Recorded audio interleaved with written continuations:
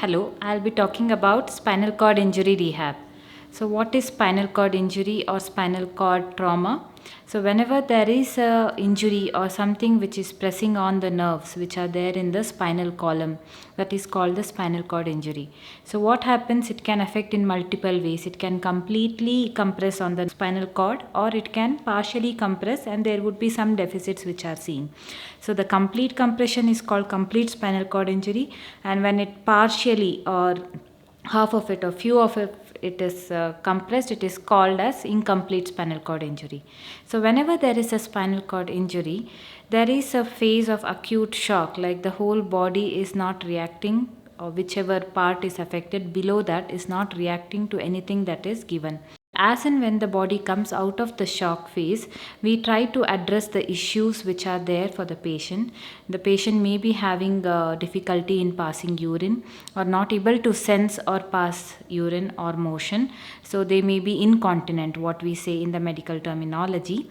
They may be having many other conditions like complications, like when they sit, they have a lot of giddiness, which is called postural hypertension.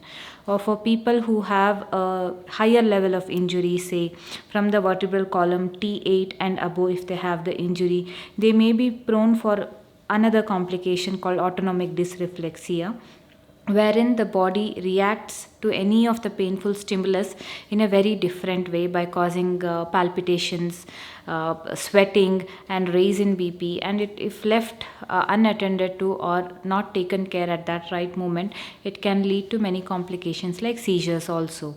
So how does all these get addressed by the rehab? Can a spinal cord injury patient go back to the previous level of work or his leisure activities, get back to his own daily self? Yes, to an extent it is possible. It is not possible for us to give back the power, but we would definitely train the patient to get back to his activity at the maximum level that is possible. Spinal cord injury would cause many medical issues like postural hypotension, autonomic dysreflexia, bladder and bowel issues, like they may become incontinent, wherein they are not able to sense whether they are feeling or passing the urine or motion. They may also have sexual issues, many of the chest infections, and recurrent urinary infections. All these issues can be addressed when they are consulting a rehab physician or a physiatrist who would have a complete picture of a spinal cord injury patient, like what happens in them, how to go about, and how to get them back, like avoiding all these complications. They may also be prone for recurrent pressure sores, deep vein thrombosis, wherein a blood gets clot in the legs because of not moving the legs frequently. So all these things can be avoided or prevented and recognized at an earlier stage when you are consulting a rehab physician.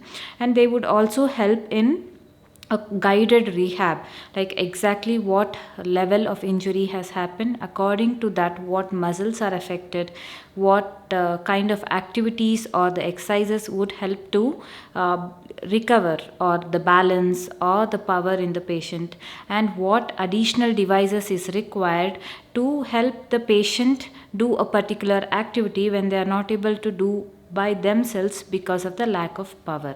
So if you are suffering from spinal cord injury, or if you know someone who is suffering from spinal cord injury, if they want to consult our team at Aster RV, we have all the infrastructure and the manpower and the facilities to take care of the patient and help them get back to their previous self.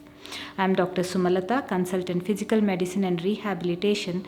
I have done my MBBS and MD in this specialization, and I am specialized or have a special interest in spinal cord injury rehab.